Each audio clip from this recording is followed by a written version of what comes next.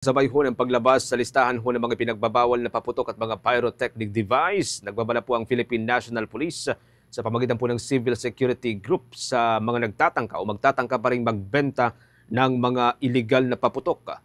Ayon kay Civil Security Group Director Major General Leo Francisco, magiging regular at biglaan ang gagawing inspection sa mga bentahan at maging doon ho sa mga faktorya o paggawaan po ng mga paputok at sino man pong mahuhuling nagbebenta nito o magtatangkang gumawa pa ng mga iligal na paputok ay tiyak na papanagutin sa batas. Kasabay po ng holiday rush, nagsagawa na rin ng inspection o initial na inspection si Major General Francisco doon ho sa mga faktorya ng paputok dyan sa may Bocaue sa probinsya po ng Bulacan para matiyak na sumusunod ng mga ito sa itinatakda ng batas.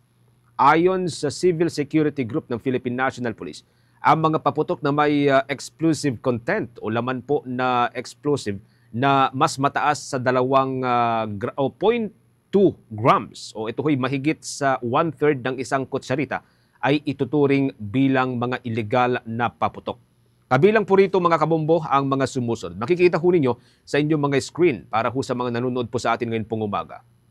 Ang paputok na Watusi, Piccolo, ang Papap, ang 5-star, maging ang Plapla, ang nakagawian pong Lolo Thunder ho dati, ang Giant Bawang, Giant Whistle Bomb, Atomic Bomb at Atomic Triangle. Ito ho'y batay sa itinatakda ng Executive Order No. 28 at ng Republic Act No. 7183 na nagbabawal po sa paggamit po ng mga naturang paputok. Ipinagbabawal din po ang mga sumusunod.